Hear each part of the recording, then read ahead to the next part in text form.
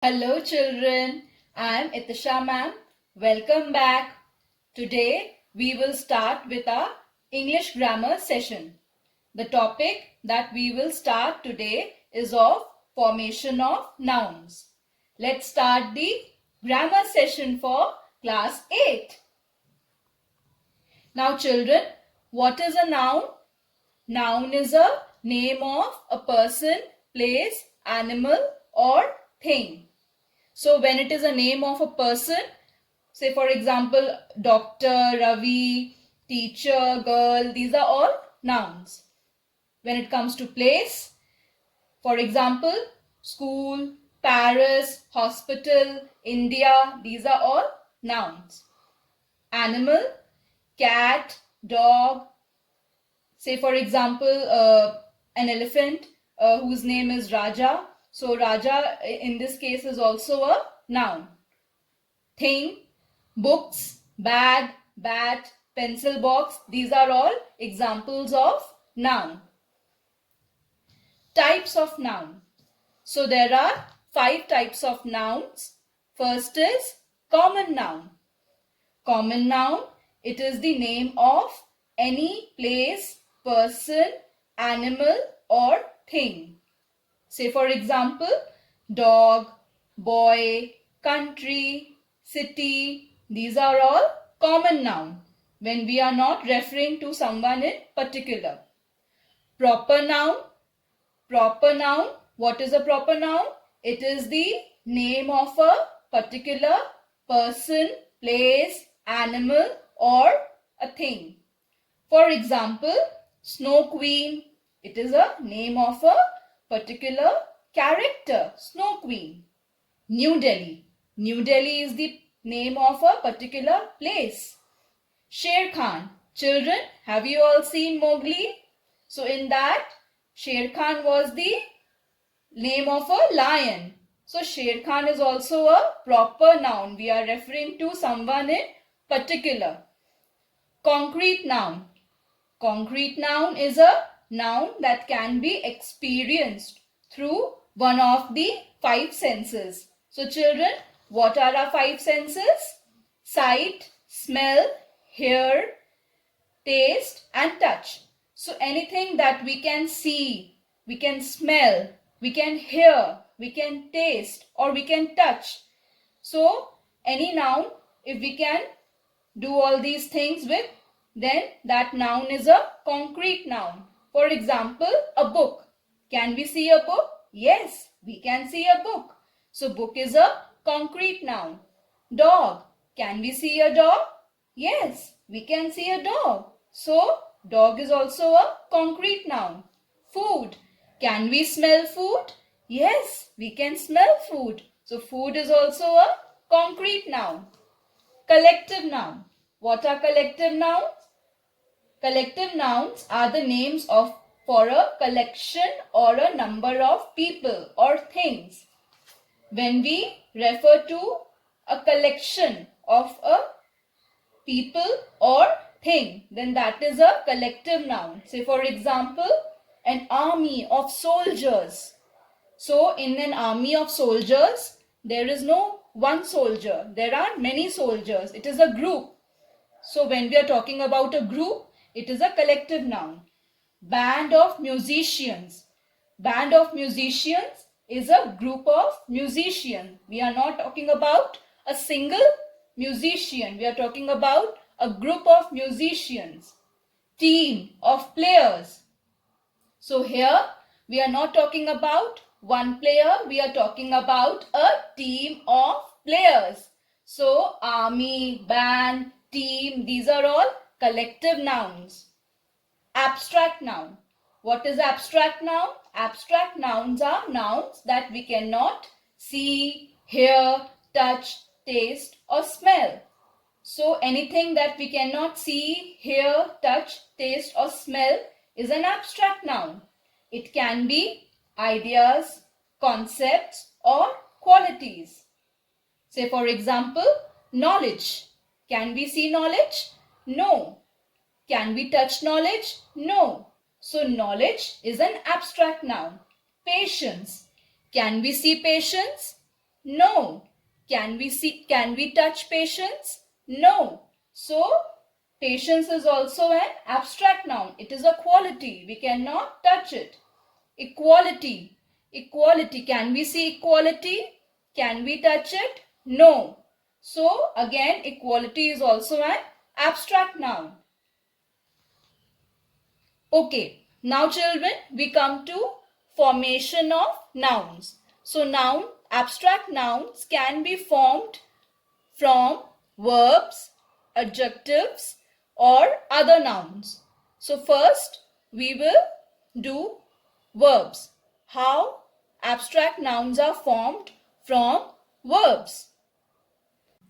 Okay children, now we will see how to form abstract noun from verbs. So these are all verbs that are given on this sheet.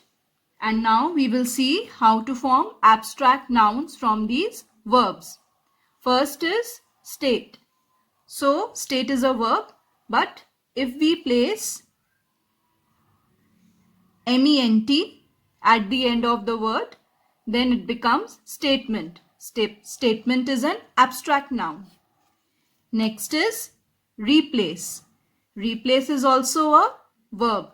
And if we place ment at the end of replace, it becomes replacement. Replacement is an abstract noun. Enjoy is a verb. And if we place ment at the end of enjoy, it becomes enjoyment. Enjoyment is an abstract noun. Then fail. If we place ure at the end of fail, it becomes failure. Failure is also an abstract noun. Next is close. If we place ure at the end of close, we have to remove e here. After removing e, we will place ure and at the end of close, it becomes closure. Closure is also an abstract noun. Next is press. If we place ure at the end of press, it becomes pressure. Pressure is also an abstract noun. Next is conclude. So here we have to remove de and we have to place sion at the end of conclusion.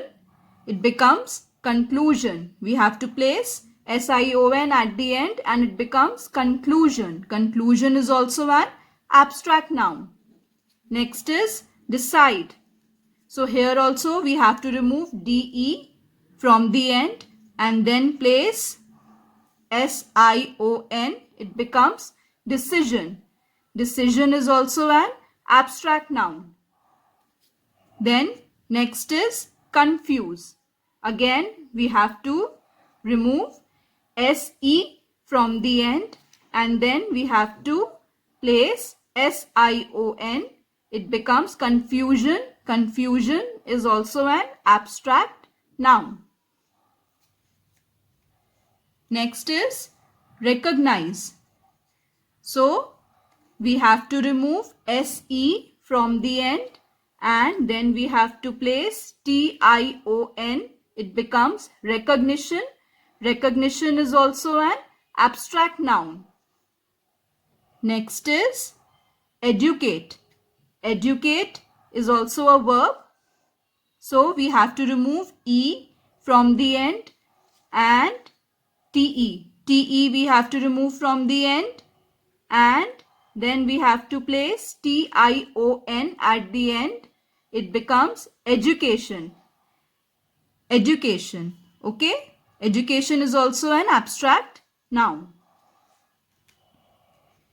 Next is inform. Inform is a verb, but if we place ation at the end, it becomes information. Information is an abstract noun. Declare.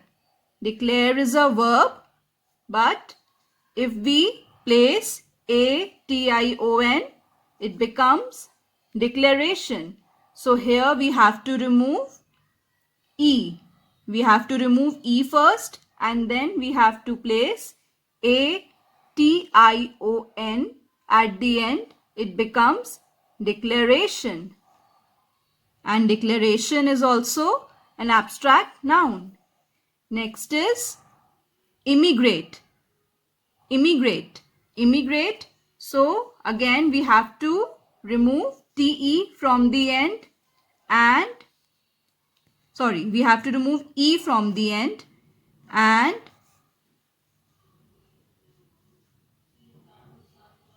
here immigration.